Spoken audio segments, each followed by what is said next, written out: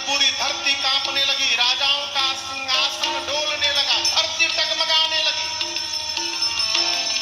राम जी सीता जी प्रसन्न हो गए। जनक जी महाराज डर गए, अरे राम अभी छुटका खड़ा भया है, सब कुछ कांपने लगा, बड़का बैठा है अभी।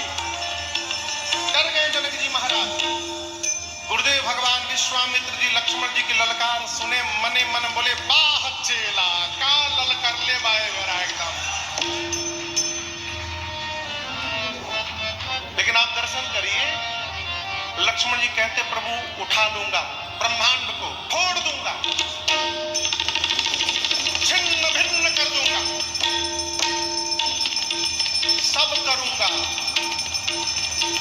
लेकिन अपने भरोसे नहीं करूंगा प्रभु, आपके बल के भरोसे करूंगा। ये है विवेक। इतने आवेश में भी लक्ष्मण जी सावधान है, कहते प्रभु आपके भरोसे करूंगा। लक्ष्मण जी पहुंच गए, धनुष के पास हाथ बढ़ा दिए, राम जी से कहते भैया कहिए तोड़ दूं। राम जी सोचे तोड़ना हमको है,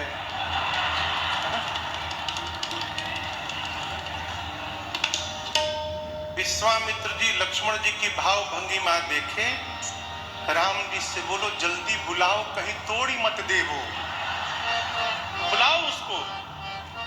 लक्ष्मण जी राम जी को देख रहे हैं, इशारा करिए तोड़ दूं। राम जी इशारा किए, लेकिन तोड़ने का नहीं। कम हियर हो गया।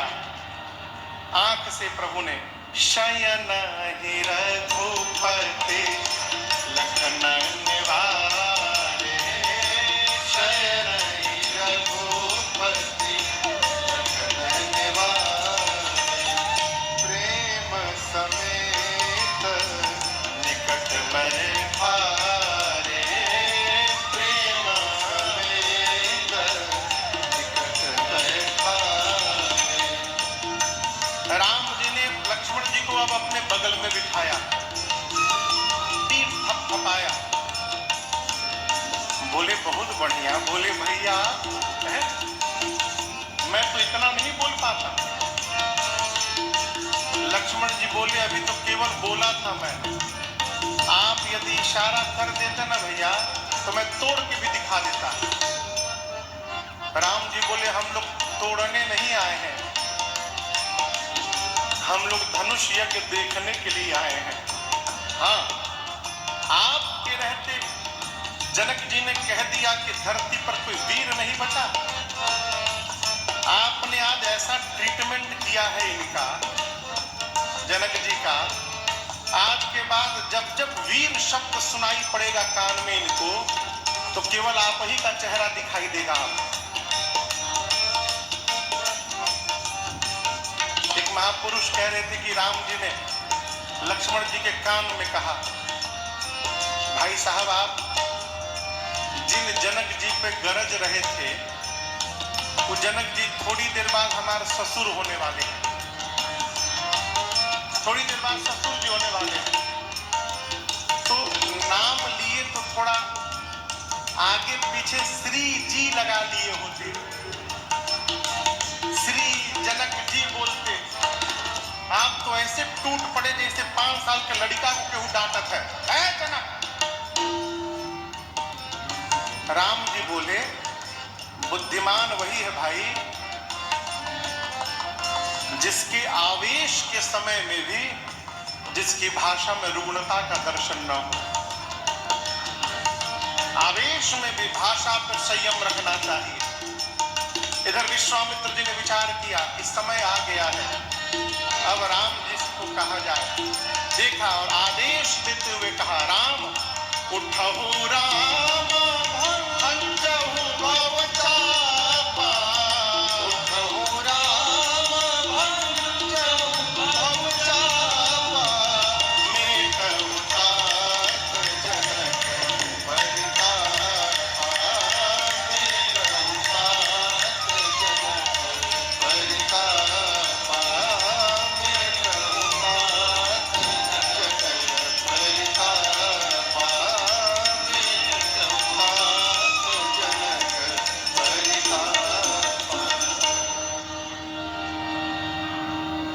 विश्वामित्र जी ने राम जी को आदेश दिया, राम जी उठिए और धनुष को तोड़िए मत, धनुष को भंज दीजिए। भंजने का अर्थ इतना खंड करिए कि बाद में जनक जी चाहे किसी को बुला के जुड़वा ले तो जुड़वा ना पाए, खंड खंड करिए। राम जी सहज खड़े भय अब गुरु जी को प्रणाम करके विश्वामित्र जी को भगवान चल पड़े। अब यहां दर्शन करिए, राम जी धनुष की ओर बढ़ना प्रारंभ किए और वहां जितने मिथिला के नर नारी थे सबने अपने हाथ को ऊपर उठा दिया। सारे मिथिलावासी अपने हाथों को ऊपर उठाकर अपने अपने पितृ देवताओं से कहने लगे, पितरों से, हे पितृदेव, आप लोग हम लोगों के जीवन का सारा पुण्य ले लीजिए, सारा सत्कर्म ले लीजिए, बदले में केवल एक काम करिए। बच्चे जैसे कमल का डंठल तोड़ते हैं ना, आप लोग कृपा करिए आज राम जी के हाथों उसी प्रकार से इस धनुष को तुड़वा दीजिए। हम जीवन में दोबारा कभी आप लोगों से कुछ नहीं मांगेंगे। सीता मैया की मां सुनैना मैया ने जब राम जी को धनुष की ओर बढ़ते देखा, बावली हो गई। अपनी सखी को बुलाकर बोली कि सखी, क्या इस समाज में सब लोग ये खेल देखने के लिए आए हैं? एक भी बुद्धिमान यहाँ सभा में कोई नहीं बैठा है।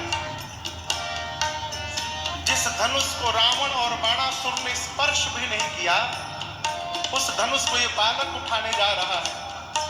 कोई मना क्यों नहीं करता इस बालक को कि ये बालकों का खेल नहीं है? मान सरोवर में रहने वाला हंस आज अपने सिर पर मंदराचल उठाने के लिए जा रहा है, कोई मना क्यों नहीं करता इसको? सखी ने कहा, महारानी, तेजवंत को जीवन में कभी छोटा ना समझिएगा। तेजवंत लघु गनी अनरानी, सूर्य का छोटा सा गोला आने के बाद पृथ्वी के अंधकार को समाप्त कर देता। कितने भी बड़े देवता क्यों ना हो, एक छोटा सा मंत्र उनको बस में कर लेता है। विशाल मदमस्त हाथी को एक छोटा सा अंकुश बस में करके रखता है। मैं कहती हूं, आप जिनको छोटा समझ रही है ना, वही आज बड़ा काम करके दिखाने वाले हैं। आप विश्वास में बस रहिए। इधर सीता मैया शंकर जी से, पार्वती जी से प्रार्थना करती हैं। पार्वती जी से कहती है, मां, धनुष आपके पति भगवान शिव का है। धनुष को वही तोड़ेगा जिसे शंकर जी तुड़वाना चाहेंगे। आप बाबा से कहिए ना कि इनके ही हाथों से धनुष को तुड़वा दे। आज देखिए, पति और किसी की बात माने चाहे ना माने, अर्धांगिनी की बात जरूर मानता है। आप यदि कह देंगे ना बाबा से, तो वो ऐसा ही करेंगे। सीता मैया प्रार्थना करते करते गणपति जी से प्रार्थना करने लगे, हे गणपति जी, आप कितने कितने भारी होंगे आप, लेकिन जैसे आप मूसक पर बैठते हैं तो हल्के हो जाते हैं। आज इस धनुष को हल्का बना दीजिए ना, जिससे प्रभु इसको सहजता से तोड़ सके। आज है मां सभी देवताओं से प्रार्थना करते करते अंत में धनुष से प्रार्थना करती है, हे शिवचाप, अब तो मुझे आप ही का भरोसा है। सब कह रहे हैं कि आप बहुत भारी हो गए हैं। एक काम करिए ना, जैसे प्रभु आपके पास आए, आप में जितना भार है, अपना सारा भार, यहाँ जितने मूर्ख राजा बैठे हैं, अपना सारा भार इन मूर्खों के सिर पर रख दीजिए। अब मेरे प्रभु को देखते आप पुष्प जैसे हल्के आज हो जाइए। मां व्याकुल है, मन ही मन प्रेम मंत्र का जाप चल रहा है। जेहि के जेहि पर सत्य स्नेह हो, जेहि जेहि पर सत्य स्नेह हो, सो तेहि मिलाई न कछु संदेह हो, सो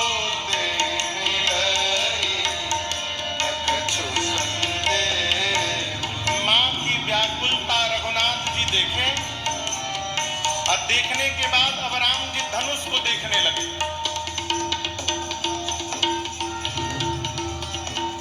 लक्ष्मण भैया गुरुदेव भगवान विश्वामित्र जी के पास है।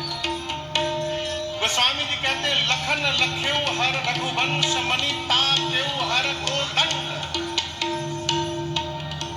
लक्ष्मण जी देखे कि भैया धनुष को देख रहे हैं, इसका मतलब धनुष उठाने वाले हैं। लक्ष्मण जी खड़े भय और अपने दाहिने पांव से लक्ष्मण भैया धरती को दबाने लगे। धरती दबाकर कहने लगे हे शेष नारायण दिग्पाल वराह सावधान हो जाइए, भैया धनुष उठाने वाले हैं। आप सभी लोग मिलकर के एक साथ धरती को पकड़ लीजिए, कहीं ऐसा न हो जाए कि धनुष उठाने समय धनुष के साथ साथ धरती ही ऊपर उठ के चली आवे। आप लोग धरती को पकड़ के बैठिए। सब लोग सोचने लगे चल क्या रहा है, तोड़ने बड़का गया है, छोटका पांव से धरती दबा रहा है। लेकिन यहां आपको मैं निवेदन करूं, अच्छा आप बताओ उस धनुष को कोई ना कोई तो रंग भूमि में लाया होगा, भाई कोई तो लाया होगा महल से उठा करके। ये मान लेते एक व्यक्ति से नहीं उठा होगा, 10 लोग मिलकर लाए होंगे उठाकर। तो आज 10,000 राजाओं से भी ये धनुष क्यों नहीं उठा, ये प्रश्न है। देखिए बेटा कितनी भी चौकड़ी भाज ले, परंतु बेटी का विवाह तब तक नहीं कर सकता है जब तक बिटिया की मां विवाह के लिए राजी न हो जाए। मां यदि अड़चन लगा दे तो पिता विवाह करने वाला नहीं है। सीता मैया की मां कौन है? धरती मैया। तो सीता मैया का विवाह उसी से होगा जिसे धरती मैया चाहेगी। ये लक्ष्मण जी और धरती मैया की मिली हुई रचना थी। धरती मैया ने लक्ष्मण जी से कहा कि चिंता न करिएगा, आने दीजिए एक से एक वीर राजाओं को, मैं ही धनुष पकड़ के बैठी रहूंगी, देखती हूं कौन वीर है जो धनुष उठा लेता है। स्वयं धरती मैया धनुष पकड़ के बैठी थी, इसलिए 10,000 राजा भी नहीं उठा पाए।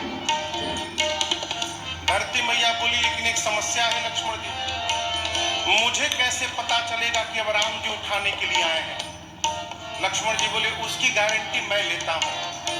जैसे देखूंगा कि भैया धनुष के पास पहुंच के उठाने वाले हैं, मैं धीरे से पांव से आपको दबाऊंगा और दबा करके संकेत कर दूंगा कि अब धनुष को पकड़ करके नहीं बैठना है, भैया के हाथ में धनुष को पकड़ा देना है, ये संकेत दूंगा। और इसका स्पष्टीकरण दर्शन करिए, ये धनुष है। इस विधि को उठाना कहते हैं। कोई वस्तु कहीं रखी हो उसको ऐसे लिया जाए तो इसको लेना नहीं कहेंगे, उठाना कहेंगे। यहाँ गोस्वामी जी कहते राम जी धनुष उठाए नहीं है, धनुष लिए हैं। ले तो चढ़ावत खैंचत गाड़े, राम जी धनुष लिए हैं। आप लेंगे कब? जब कोई देने वाला होगा। जब तक कोई देने वाला नहीं होगा तब तक कोई लेने वाला नहीं है। राम जी धनुष लिए हैं तो ये धनुष राम जी को दिया किसने? धरती मैया ने दिया। राम जी पहुंचे तो धरती मैया ने भगवान के हाथ में धनुष पकड़ा दे, प्रभु जो करना कर दीजिए। और ये सारी प्रक्रिया इतनी तीव्र गति से भई, जितनी देर के लिए बिजली चमकती है उतनी देर में ही भगवान धनुष की परिक्रमा लगाए, प्रणाम किए, शंकर जी को प्रणाम किए, गुरुदेव भगवान वशिष्ठ जी को मानसिक प्रणाम किए और धनुष के मध्य में भगवान ने कर रखा। जैसे प्रभु ने लिया, हे जीतम के